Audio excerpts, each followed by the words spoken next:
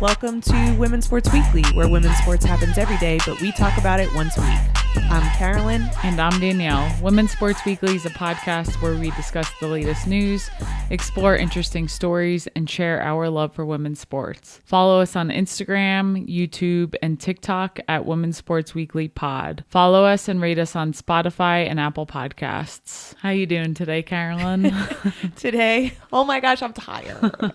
I think the problem is that we record over the weekend, and when we get to the end of the weekend, we just get a little sleepy, you know? Yes. We did watch a lot of WNBA this weekend. Yes. We did a lot of other things too. So yeah, I think being tired is normal at the end of a weekend. And we've been watching a lot of WNBA all week. For sure. We had the opportunity to go to a WNBA watch party on Thursday night with the WNBA Club Denver we've talked about before. This was a different type of setting, which was cool. They still brought out a bunch of people from the area and we all watched together. And they were the last regular season games before playoffs took place on Sunday. And it was a lot of fun. Yeah. So usually the WNBA Club hosts the watch parties at breweries, places like that. And this time they hosted it at a restaurant called the Ginger Pig. We can give them some free marketing. I'm wearing their shirt today because we won a raffle. So cool. If you have a WNBA club in your area, in your city, they're popping up everywhere. I strongly encourage you to go because, like I've said before, it is a great way to meet like-minded people. And we just had such a fun time. And they had the games going. We had such good food. It was a lot of fun. We got a planter. Yes. Hold on. Show everybody on camera the planter. So there was someone there making WNBA planter. But now you have to describe it for those who only listen to us. Yes, very true. So this is a WNBA ball. It is multicolored, so it doesn't look like your typical WNBA ball. Oops. It says things like Queen, WNBA. It's really, I love the colors. What are the colors? Like teal, orange, purple, black, white. It's really great. Now, we have not put a plant in it yet. Not yet. But we will. And my plan is to hang it where we record and also my office during the week. And we get some good lighting in the corner. So I think it's going to be really good. The person who makes them, Orange Like the Peel on Instagram, they cut out the top of the ball and then you can put a plant in the top of the ball and the bottom of the ball is showing. And then you have your plant coming out. And it's just so cool. We had our eyes on this. It goes with our room, which is kind of like a blue purpley vibe. It's going to be super cute. And we knew they were going to be there and we were like, we got to get a planter. Yes. And I'm really, really happy with it. We also did trivia Friday night and this was a sports trivia. Naturally, it was not focused around women's sports, but we got lucky and were able to pick a women's sports category. I just have to say we swept it. We did sweep it. So this was an interesting trivia setup because they had categories and based on your previous round, you could pick which category. So they had all of these sports listed and we saw basketball and we were like, okay, let's try our hand at basketball. Even if it's the MNBA, I think we might be able to cover some of it. And then within the category, you could pick another category. And within that was WNBA as one of the options. I forget what the host called it, but he didn't even get through all the categories. And Carolyn, you just decided to scream across the bar that we wanted that category. And he literally said, wow, no one's ever picked before I've gotten through all of them. I knew what I wanted and we swept the whole category. It was so fun. And I was thinking in my head that we need to do women's sports trivia. We would love to attend that. Yeah. And then Saturday was also a lot of fun. You met me after my long run to get coffee. We had some drinks with my run club and that was a great day. One of my favorite things to do with you is have a coffee date on a weekend. That means that we're not too busy. We can meet up somewhere. You ran your 18 miles, which who does that? I met you out. I went to the gym. I just wanted to be on record that I did move my body in a way while Danielle was exerting herself for 18 miles. But then we had such a nice little date on Saturday morning. And then we got to meet up with friends and have some beers. It was really nice. Then I got to switch up my route versus just running my normal route, starting and ending at home. It was nice to end in a different neighborhood and you just to meet me there. It forced me to run somewhere new. And then it was nice of you to bring me some change of clothes. I love, love, love our coffee dates. It is one of my favorites. So that was great. And then Sunday, we had our own WNBA watch party, which was fun. Had some friends over, watched the playoff games, and ate so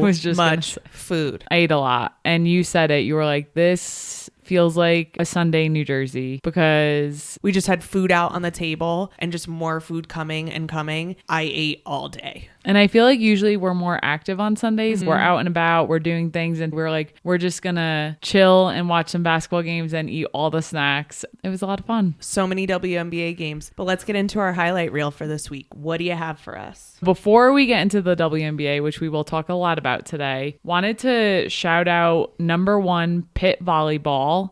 They are off to an historic start, winning 9 straight matches, and they've been sweeping all of their matches, which means they've just been winning the first 3 games out of their best out of 5 for 9 straight matches. Their most recent win was Sunday over Marquette, another sweep. Another big win this past week included a sweep of their cross-state rival, number 3 Penn State, which was anticipated to be this huge game. They also did it in front of a school record volleyball crowd of 11,800 fans. And I just love to see people come out and support this team. I was watching the Pitt Penn State game. I didn't know that when you're on defense, I knew you could put your hands straight up at the net. I didn't know you could put your hands way over the net while the person who has the volleyball is trying to kill it down your throat. You're actually, if you are tall enough and strong enough, you're able to put your hands over and almost lock them, like get into their way. I was so surprised by that. I should have known that, but to see it in slow motion, I was like, oh my gosh, their arms are so long that they're able to be above the net and block the ball in a way that is really in the offense's face.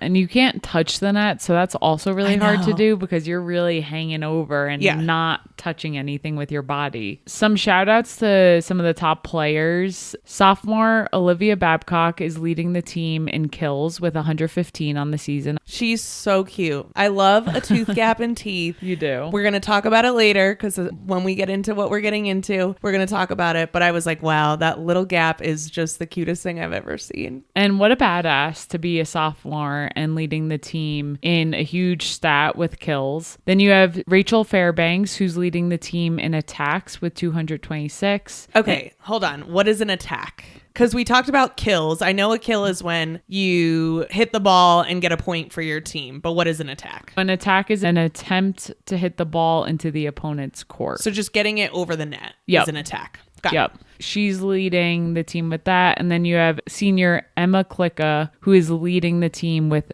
89 digs. And digs is defensive. Correct. The team overall is having a great start to their season. Like I said, historic start. Excited to see what they continue to do. And these volleyball teams are beating up on each other. They're all switching in the top 10 because number 2 beats number 5. Number 5 beats number 3. And everything is kind of just switching around. I'm excited to see what happens. With that, we talked about the WNBA, how we've been watching. So let's get into some of the big highlights that happened this week. First, let's start with the WNBA announced their 15th expansion team to Portland. Yeah. We're excited for you, Portland. We're excited about the expansion. What I'm not excited about is it's not Denver, but to be honest, we knew it wasn't going to be Denver. Yeah. And I need to make a pitch right now that Denver needs to get its shit together so that we can get this team. They announced that they're going to have a 16th team by 2028. They have some cities on the short list. I'm going to name some of them. Nashville, Miami, Philly, Boston, Denver is still on that short list. Nashville or Miami, we're going to go to Tennessee or Florida. I'm sorry. I'm not going to poop on these states. But when we compare what those states are working with to Denver, I'm just like, we can't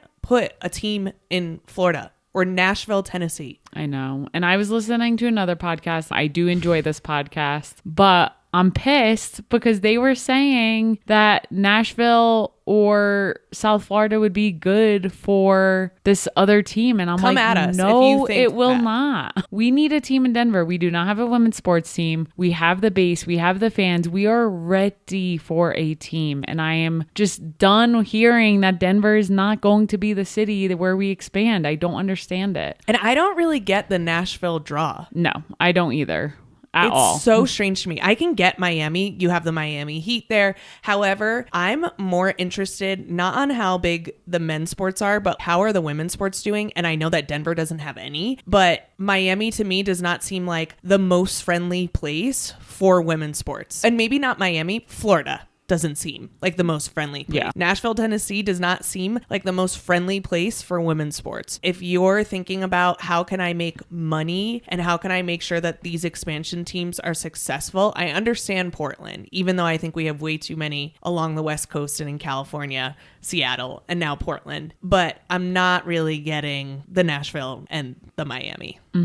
And honestly, what we've learned is what it's going to come down to is an investment. Yeah. Hello, Denver. Rich people in Denver, please invest in a WNBA team. I am begging. Because the other options are Philly or Boston. And I actually think Philly or Boston would both be really good opportunities. But they're not Denver. They're not Denver, but Boston already has the PWHL. Yeah. And so they're starting to build something. I think Philly as well. I think anywhere in that Northeast area is going to be successful for a women's team. However, when you look at the map, there is a big gap in the Midwest. And Denver is not the Midwest, where the Rocky Kinda Mountain. Southwest. Yeah, Rocky Mountain region. And I understand why you're not throwing them in the Midwest, because there's not a lot of people there, right? The amount of people are lower even in the cities, but Denver is a major city that is very close to the Midwest. Why are we not filling that gap? And you're exactly right. It comes down to investors.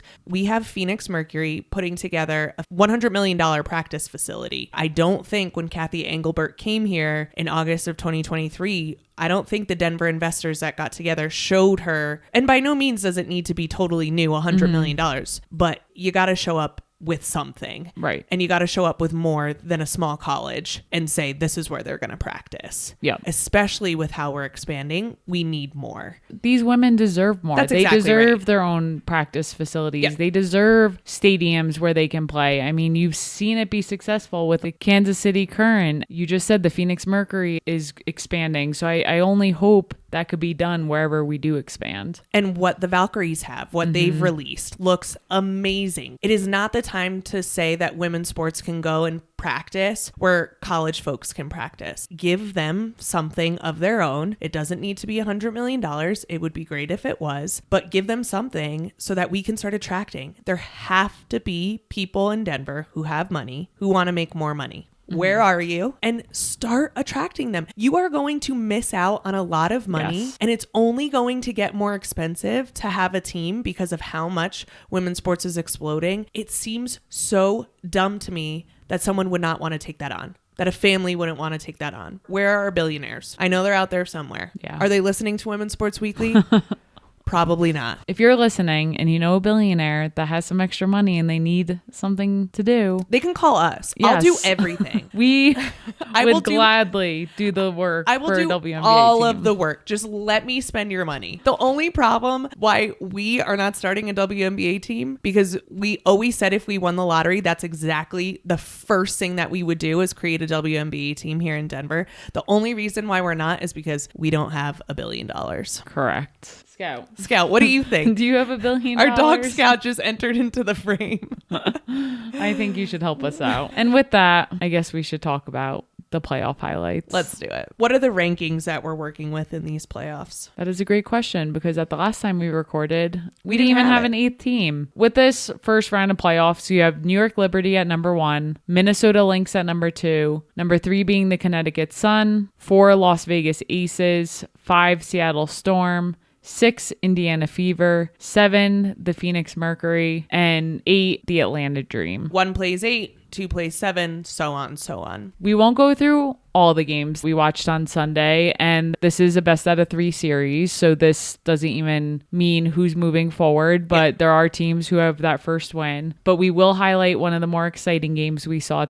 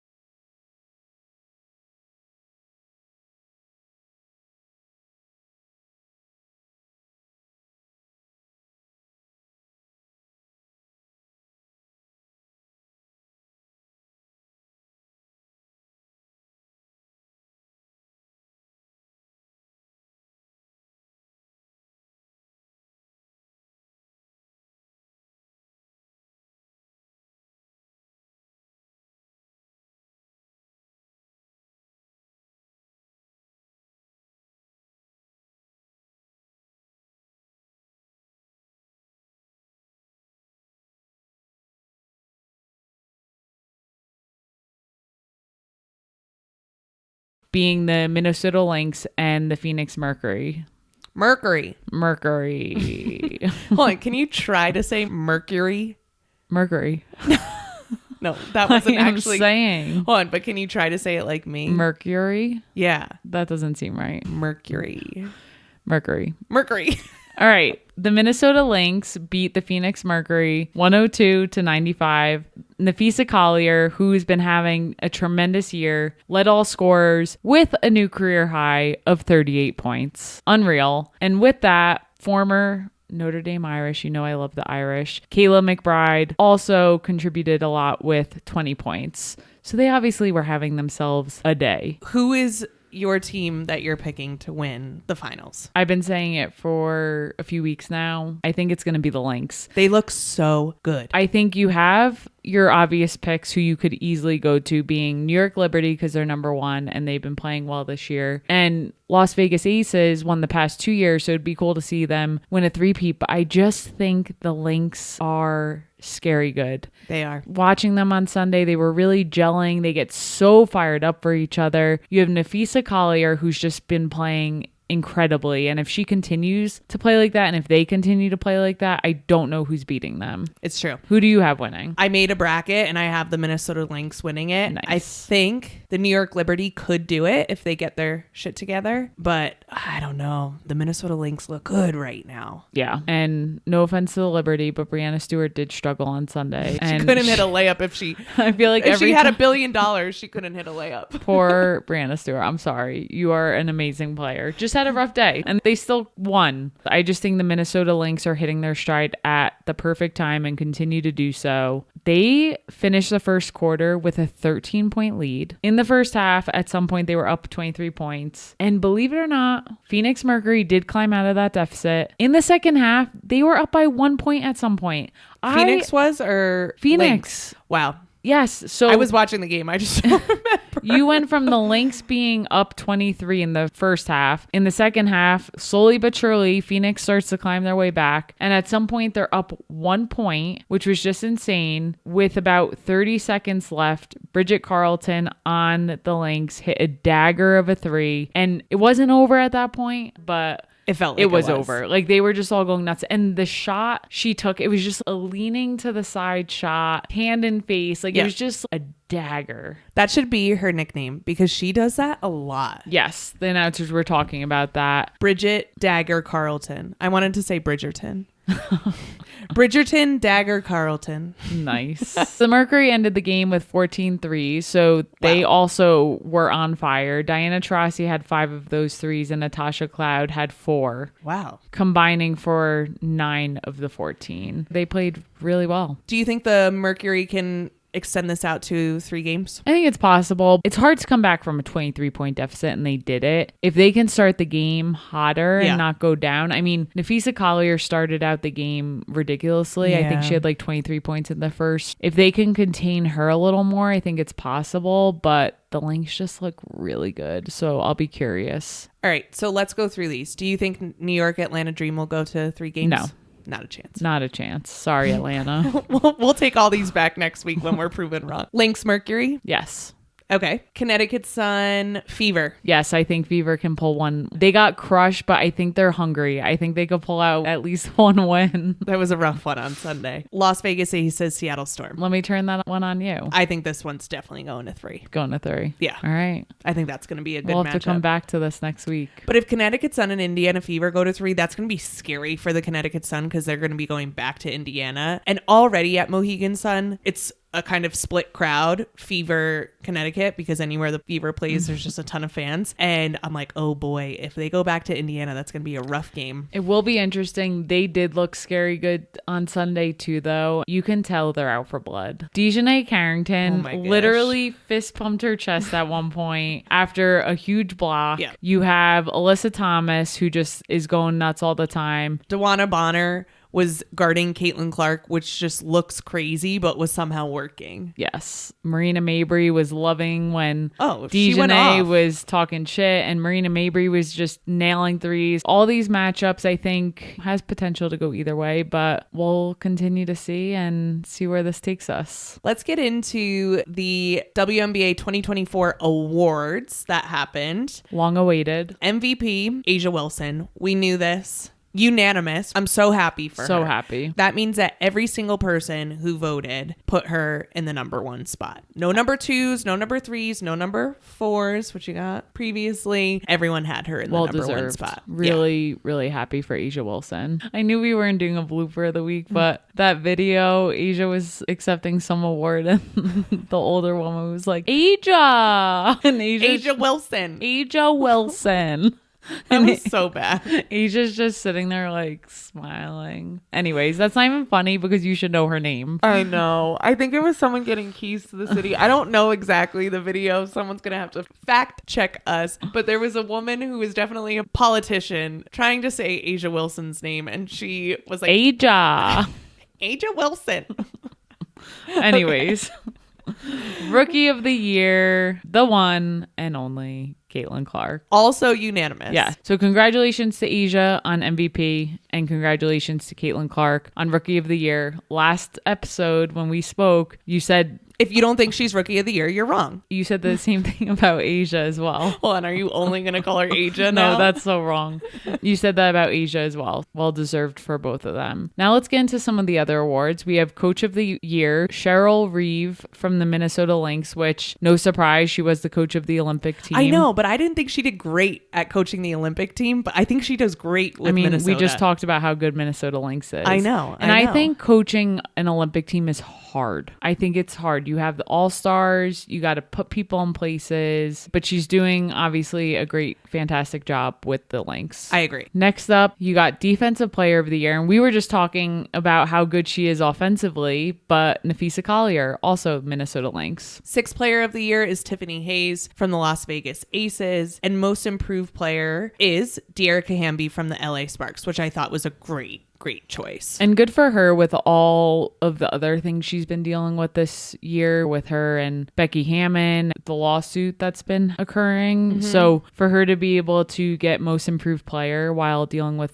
those outside things is really good for her. For sure. And then Comeback Player of the Year is Skylar Diggins-Smith. One of my favorites. From the Seattle Storm. Love her. She's talked really openly this year about her mental health and how hard it was to come back. We know that she really struggled at the Phoenix Mercury prior to joining the Storm after having a second kid. She talks about playing on her third body. I just know it's been hard for her. So to see her come back and be playing well, and I think she's really thriving at the Seattle Storm. Yep. It's really cool to see. These were all from the Associated Press. Those were their awards, but we wanted to also give out awards. But we didn't want to give out Rookie of the Year awards or MVP awards. We already knew the answers to those. We've already had tons of discussions. So we decided that we were going to give out superlatives to the WNBA. But before we do this, I want to know what superlative you won. What superlative in high school? This is so rude. I need you to share with the people what you won. Okay, so I think I won Most Athletic. What do you mean you think? From what I remember, I think I did. Did you win any? Yes, Most Athletic. I think I did. I don't think I know. Okay, pretty sure I won Most Athletic. I need to fact check this. Where's your yearbook? I don't know. My mom definitely has it. Someone from my high school can let me know. Okay, well, this is Danielle speaking. I know I won Most Athletic. Carolyn, what do you know you won? I know I won. I can't even say it. I know I won Most Comfortable. Why does that make you laugh so much? Because what does that mean? It means I'm wearing exactly what I wore now to high school. I wore sweatpants and I wore t-shirts and I had my hair up probably in this exact bun. Nothing has changed. And it was pretty much an award that said, there's a best dressed and you're not it. Wow. You are the opposite of best dressed. I love that. I don't even think my high school had the most comfortable. To be fair, I probably would have won it too. But the fact that you won that and remember that is hilarious. Our high school was so dumb too. First of all, I went to a high school with 100 kids. There were 96 kids that I graduated with. Our high school was so dumb. The parents would get so mad about the superlatives. So we weren't allowed to actually have them in the yearbook. Like they weren't printed in the yearbook. We had to do a piece of paper that was inserted into the yearbook that someone else had to create. And so, yeah, we got creative with the superlatives. I don't know why we did a most comfortable. Because they were like, Carolyn needs to win something. So I think I won most athletic. I'm just messing with you. Do we need to call one of my friends? I need to ask. But that is too funny. Let's get into the WNBA superlatives. We're going to start with best dressed. So I have a lot of ideas here. My number one, the first person that came to mind when thinking about this is Skylar Diggins-Smith. I just think she looks incredible no matter what she's wearing, first of all. Like, she could wear a paper bag and would look good. Yeah. And I think she wears really good outfits. She strikes masculine and feminine so well. And sometimes she does it in the same outfit where she'll have masculine pants on and then throw on really feminine heels. She also takes a lot of risks, and I think they all hit. And she wears it with such confidence that it goes such a long way. I don't know if we're ever going to be able to choose just one person. So I'm just going to talk about all the people that I also like. Ike Gumbawale. Yep. Boot cuts and bucket hats. That was her theme this year. All of her shorts, all of her pants were a boot cut. She always rocked a cute bucket hat. She has her double piercings on her nose. She always looks good. Another person that I think always looks good is Jackie Young. I think you never really know what she's gonna wear. She just pulls off these outfits and she just looks good in them. She's another jacked person. Yes. I think what we're saying is we like girls with muscular arms. Okay, but best dressed rookie, Nico Mule, Seattle Storm. I know she doesn't score a lot of points. She just got her first couple points this past week with the Seattle Storm, but her outfits slay. She's always got cool sunglasses on. The visa on the t-shirt when she wasn't allowed to play because her visa wasn't approved yet. I mean, just so many good fits from her. Yeah, she's cute. So next up, we got class clown. My top class clown has got to be Sid Colson from the Las Vegas Aces. She is always joking around. She has such an amazing personality. She has done so many funny things. I'm just going to pick out the first one that comes to mind. She knew that Chelsea Gray had a new hairstyle with braids. And so she looked at Chelsea Gray's hair and then went out and got the exact same hairstyle as Chelsea Gray, the same braids, and came in and just stood next to her and was like, hey, I'm here with the same exact look as you. When Asia Wilson wasn't able to play in a couple of games, she would be next to Asia just hitting her with her elbow, just being pesky. And she just says really funny stuff. If you have her on social media or if you follow her on Twitter, it is always on point. Yes. And for me, I think it's a mix with Erica Wheeler and Lexi Hull from Indiana Fever, because they are constantly posting pictures of each other wearing each other's outfits. And Erica Wheeler definitely dresses more mask and Lexi Hull dresses very feminine. When they switch outfits and they do the strut walk, it cracks me up. They've done a lot of these throughout the season, so I just think they together are the biggest class clowns. Yeah, and I love Erica Wheeler's style as well. And honestly, I think she should be Lexi Hill's stylist. Yeah. I like Lexi Hill better in what Erica Wheeler's wearing. Another class clown, Camille Cardoso, who plays for the Chicago Sky. She is always on Instagram Live and just being ridiculous. Wigs on, always just saying crazy things. She seems really fun to be around. Yes, she's very goofy. Next, we have Drama Queen. I think you and I can agree on this one. We love you, Caitlin Clark, but you know how to sell a call. She really does. From flops to technical fouls to chirping at the ref, she really covers it all. When I say that Caitlin Clark is a drama queen, I mean it in a way that is complimentary. She can give you angry. She can give you excited. She can give you sad. She can give you happy. She gives it all in a span of one game. She'll hit a three. She'll look over at the crowd and ask, did that go in, to the opposing crowd? It's classic. She'll hit something underneath the basket. She'll hit the little WNBA logo, get a technical foul. She'll be chirping at the refs. she covers it all. She gives you all of it, which is why she's so fun to watch and why so many people love her. Yes. And when she gets hit, she definitely knows how to sell it. There was a game recently where she hurt her wrist, I think it was. Afterwards, they were asking her about it, and she even said, I look soft. I watched the replay and I looked soft. So she can even admit that she sells a call. I just think it's funny. Yeah, she gives the people what they want. And I love that they have a whole little team now within the Indiana Fever that is dedicated to holding her back so she does not get more technical fouls. Yes. They call it the Caitlin Clark de-escalation team. Yes. I love it. Really funny. So unanimous. She's Rookie of the Year, and she's also our Drama Queen of the Year. Next up, we have Best Trash Talker. This is a tough one, honestly. There are a lot of good trash talkers in the league. There are actually way too many, I would say.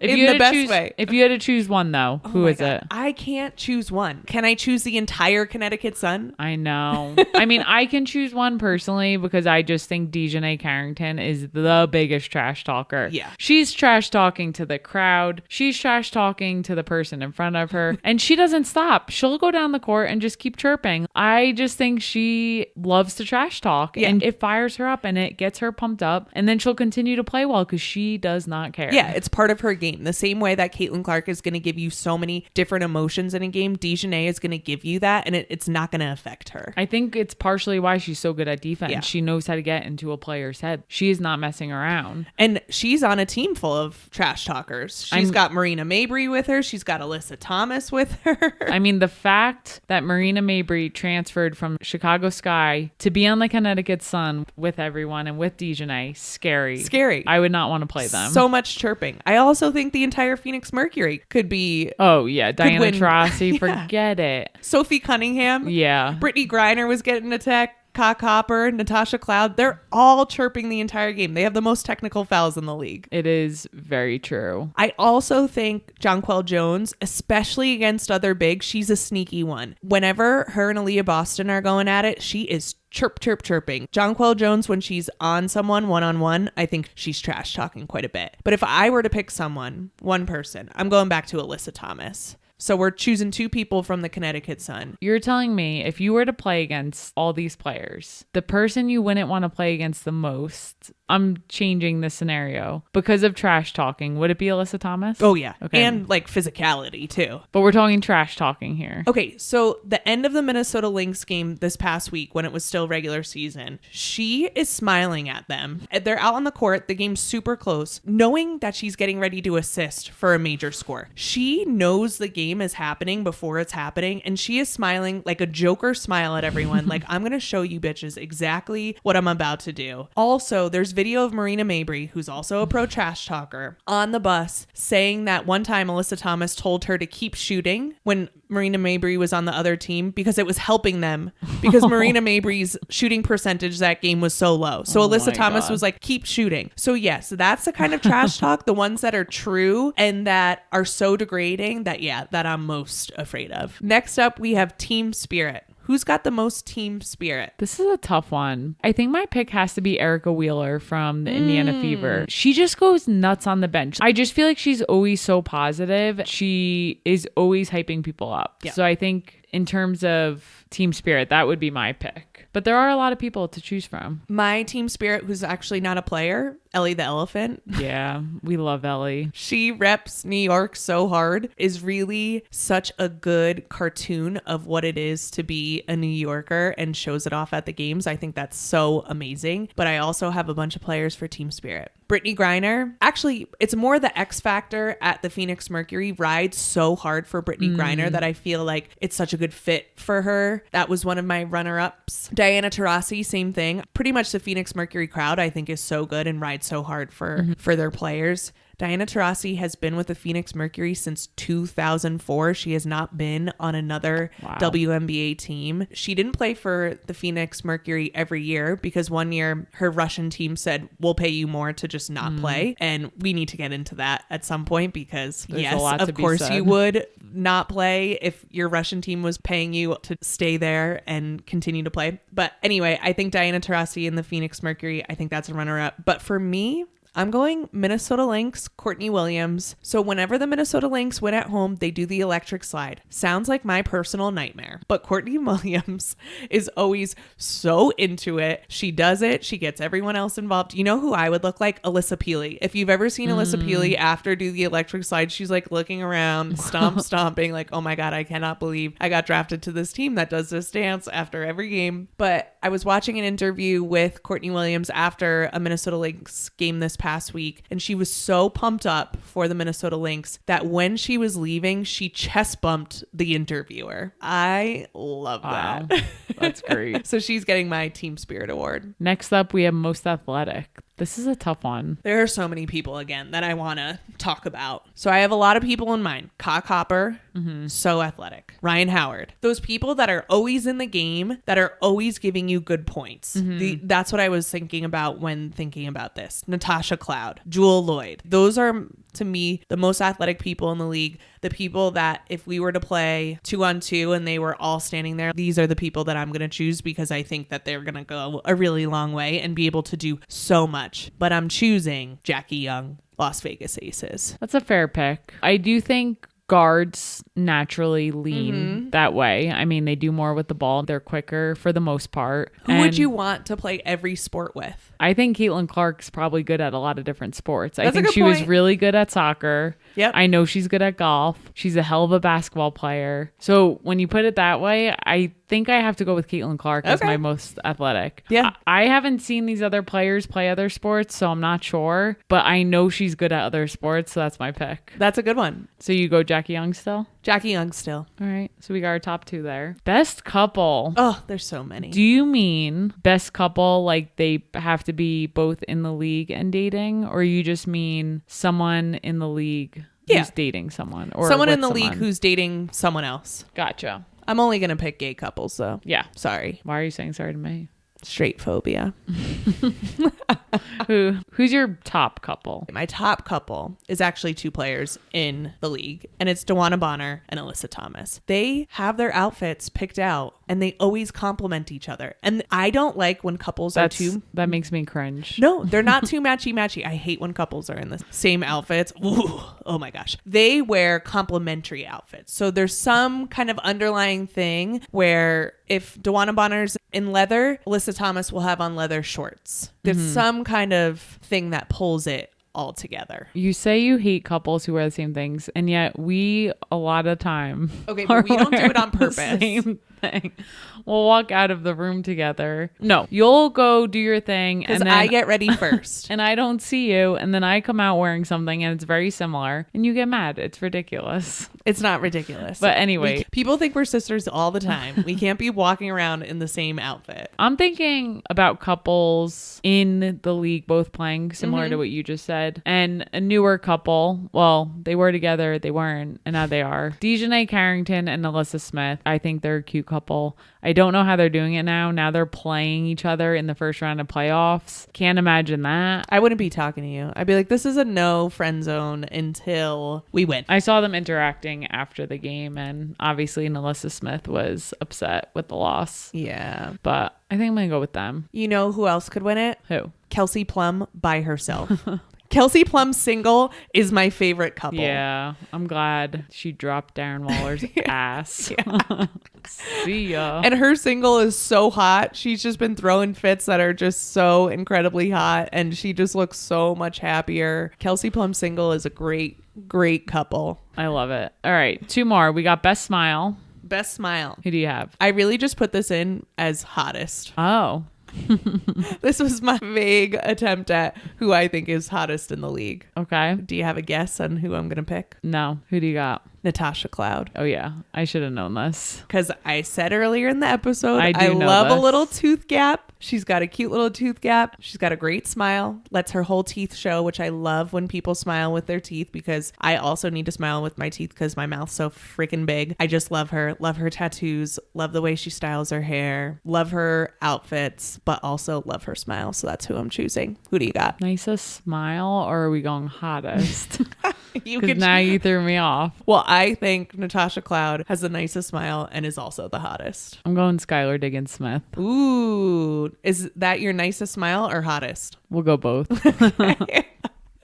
I see what you did here. And lastly, most likely to succeed. I did this before the MVP was announced. I put Asia Wilson. I'm thinking most likely to succeed beyond basketball, right? Mm-hmm. When this basketball career is over, I think Asia Wilson is going to be doing some cool stuff. Maybe investing in a team or creating and paving the way for other players. I also think Kelsey Plum does a great job at that. I think Asia Wilson has that capacity. Start a team, own a team. Yeah, I can see that. My way too early pick, I'm going to say it, Caitlin Clark. I think she's already so successful. I think she's a smart head on her shoulders. I think she knows what she wants. She's the most competitive person I've ever seen. Has deals left and right. Go figure, the MVP and the Rookie of the Year would be our picks. I think that's Ooh, I have another one. Nneka Ogwumike.